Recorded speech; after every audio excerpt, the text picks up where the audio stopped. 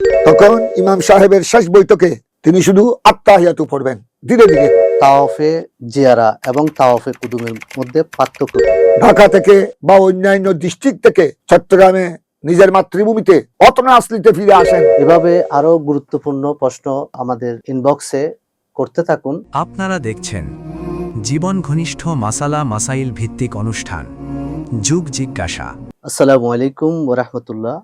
Penis টিভির ধারাবাহিক আয়োজন জীবন ঘনিষ্ঠ সমসাময়িক মাসালা মাসাইলের অনুষ্ঠান যুগ জিজ্ঞাসা পর্বে আপনাদের স্বাগত জানাচ্ছি। দর্শক, আপনাদের গুরুত্বপূর্ণ প্রশ্নের উত্তর দেওয়ার জন্য উপস্থিত হয়েছেন উপমহাদেশের যুগশ্রেষ্ঠ ফকি জামিয়া আহমদিয়া সুন্নিয়া কামিল মাদ্রাসার সাবেক অধ্যক্ষ, হাজার হাজার আলিমের উস্তাদ আল্লামা মুফতি সৈয়দ মোহাম্মদ ওসিউর রহমান আল কাদরি মুদ্দেজিলুল আলী। হুজুরকে যুগ জিজ্ঞাসা অনুষ্ঠানে স্বাগত জানাচ্ছি। হুজুর, আসসালামু আলাইকুম ওয়া রাহমাতুল্লাহ। ওয়ালাইকুম আসসালাম ওয়া রাহমাতুল্লাহি ওয়া বারাকাতুহু। কেমন আছেন হুজুর? আলহামদুলিল্লাহ। দর্শক, আমরা এই অনুষ্ঠানটিকে দুই পর্বে ভাগ করেছি। প্রথম আমাদের নিয়মিত পর্ব।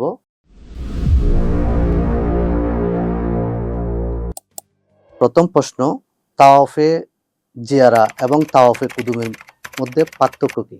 ধন্যবাদ। তাওয়াফে কুদুম এটা হলো হাজি সাহেবান, বিশেষ করে যারা কেরান হজ করেন, হজ্জে কেরানের নিয়তে যারা এহরাম বাঁধেন, হজের নিয়ত করেন, তাদের জন্য তাওয়াফে কুদুম এটা খানায়ে কাবায় প্রবেশ করার সাথে সাথে সর্বপ্রথম যে তাওয়াফ করা হয় এটার নাম তাওয়াফে কুদুম। কেরান হজকারীদের জন্য এটা সুন্নত, এটা হলো হাজিদের জন্য। আরেকটা হলো তাওয়াফে জিয়ারা। তাওয়াফে জিয়ারা হলো হজের 3 ফরজের মধ্যে অন্যতম ফরজ। তাওয়াফে কুদুমকে তাওয়াফে বেদায়া বলা হয়, তাওয়াফুল লেকা বলা হয়, তাওয়াফে কুদুম হিসেবে বেশি প্রসিদ্ধ। এটা হলো হাজি, বিশেষ করে কেরান হজকারীদের জন্য সুন্নত। আর তাওয়াফে জিয়ারত একটা ফরজ, এটা ছাড়া হজ্জে বাইতুল্লাহ আদায় হবে না। আর তাওয়াফে জিয়ারত এটা হলো জিলহজের 10 তারিখ থেকে 12 তারিখের মধ্যে, 12 তারিখ সূর্য ডুবার আগ, এই সময়ের মধ্যে আদায় করতে হবে তাওয়াফে জিয়ারা। তাওয়াফে জিয়ারা জিলহজের 10 তারিখ কোরবানির পর থেকে এটার সময় শুরু হয় 12 তারিখ সূর্য ডুবার আগ পর্যন্ত। দুটোটা হলো তাওয়াফে কুদুম আর তাওয়াফে জিয়ারা, এটা হলো হাজিদের জন্য। তাওয়াফে কুদুম সুন্নাত আর তাওয়াফে জিয়ারা ফরজ। ধন্যবাদ। দ্বিতীয় প্রশ্ন, সাফা ও মারওয়াতে সাই করা রুকুন নাকি ওয়াজিব? সফা মরওয়ার সাই, অর্থাৎ সফা থেকে মরওয়া, মরওয়া থেকে সফা, এভাবে 7 চক্কর, এটাকে বলা হয় সফা মরওয়ার সাই। এটা যারা হাজি সাহেবান, যারা হজ করবেন বাইতুল্লাহ শরীফের খানায়ে কাবার, এটা তাদের জন্য ওয়াজিব। আর যারা উমরা আদায় করেন, উমরার উদ্দেশ্যে এহরাম বাঁধেন, তাদের জন্য সফা মরওয়া সাই করা এটা রুকন, ফরজ। ধন্যবাদ। তৃতীয় প্রশ্ন, হলক ও কসরের মধ্যে কোনটি উত্তম? এটা হলো হাজি সাহেবান যারা পুরুষ, তারা জিলহজের 10 তারিখ প্রথমে মুজদলিফা থেকে মিনায় এসে শয়তানকে কঙ্কর মারবেন, তারপরে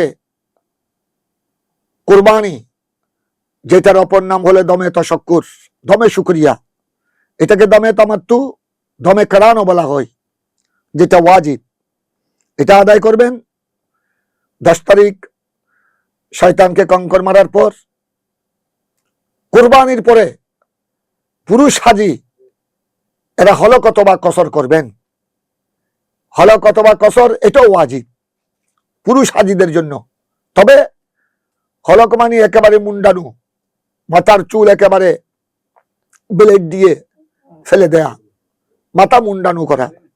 আর কসর মানে গোড়া মাথার, হাজি পুরুষের মাথার চতুর্দিক থেকে চুল ছোট করা। তো এখানে হলক আর কসরের মধ্যে হলক হলো আফজল। রাসূল পাক সাল্লাল্লাহু আলাইহি ওয়াসাল্লাম হলককারীদের জন্য 3 বার দোয়া করেছেন। আর যারা চুল ছোট করে কসর করে একেবারে মুন্ডাই না, তাদের জন্য 1 বার দোয়া করেছেন।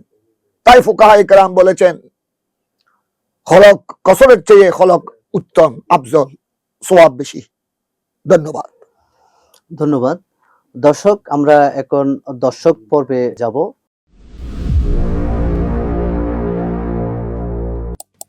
আমাদের পেজে দর্শকদের প্রশ্ন আহ্বান করেছিলাম। আপনারা আহ্বানকে সাড়া দিয়ে অনেক দর্শক আমাদের কাছে প্রশ্ন করেছেন, বিভিন্ন প্রশ্ন, অনেকগুলো প্রশ্ন, সবগুলো আমাদের যেহেতু সময় সংক্ষিপ্ত এক পর্বে দেওয়া সম্ভব না। আমরা বিভিন্ন পর্বে ধারাবাহিকভাবে ভাগ করে ওখান থেকে 2-1টা প্রশ্ন আমরা গুরুত্বপূর্ণ প্রশ্ন আপনাদের সামনে উত্থাপন করব।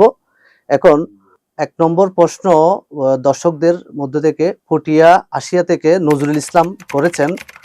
4-5-3 রাকাত ফরজ নামাজে জামাতে ইমামের সাথে 1 রাকাত পড়েছে।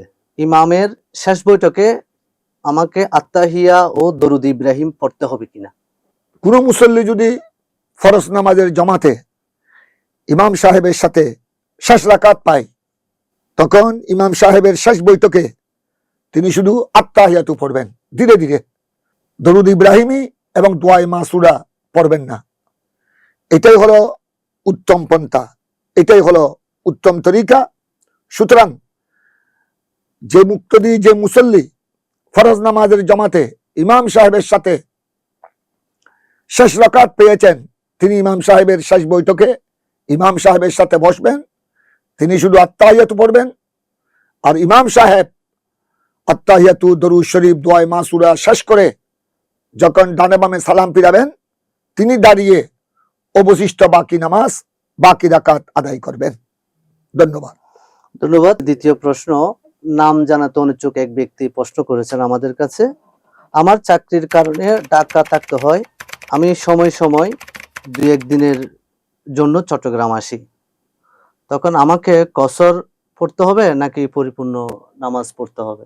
এ ব্যাপারে ইসলামী শরীয়তের বক্তব্য হলো, ফিকহ ফতোয়ার ফয়সালা হলো, যিনি চাকরির কারণে নিজের অতনে আসলি, নিজের মাতৃভূমির ছেড়ে বিভিন্ন জেলা উপজেলায় থাকেন কর্মস্থলের কারণে, 15 দিন যদি নিয়ত করেন বা 15 দিনের বেশি চাকরি স্থলে, তখন তিনি সেখানে মুকিম হিসেবে পরিপূর্ণ নামাজ আদায় করবেন। আর যদি চাকরি স্থলে, যেখানে তিনি ভাড়া বাসায় থাকেন অথবা কোম্পানির নির্ধারিত বাসায় থাকেন, সেখানে যদি 15 দিনের কমে অবস্থান করেন, তখন তিনি সেখানে মুসাফির, ফরজ নামাজ যেগুলি 4 রাকাত বিশিষ্ট, সেখানে তিনি 2 রাকাত কসর পড়বেন।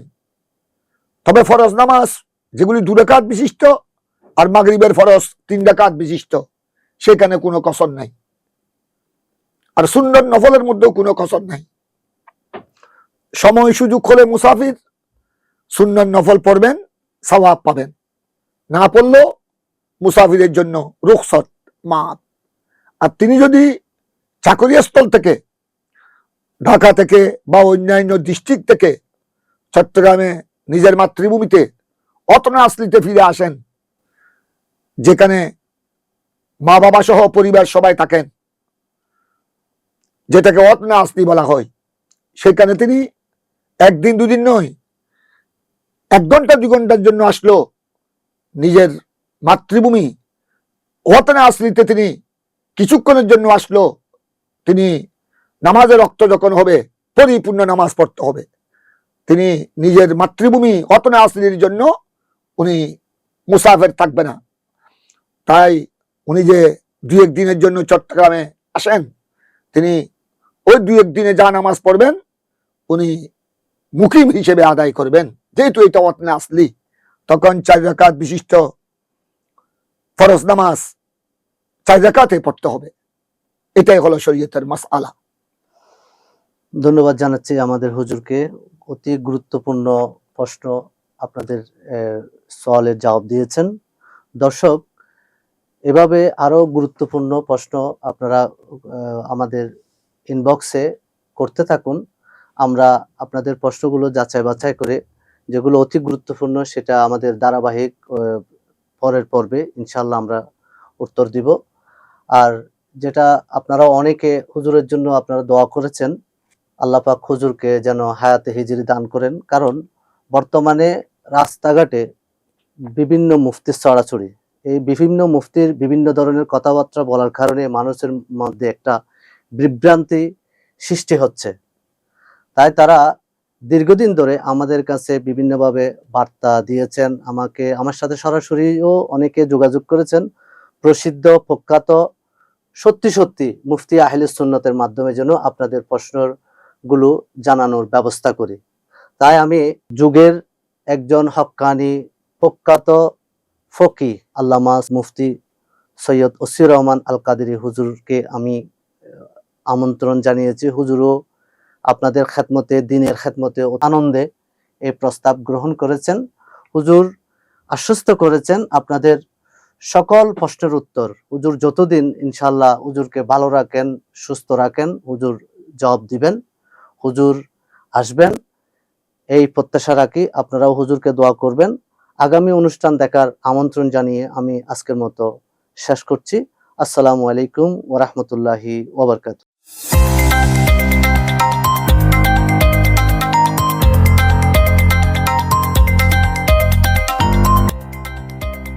সত্যের সন্ধানে নির্ভীক, P News TV।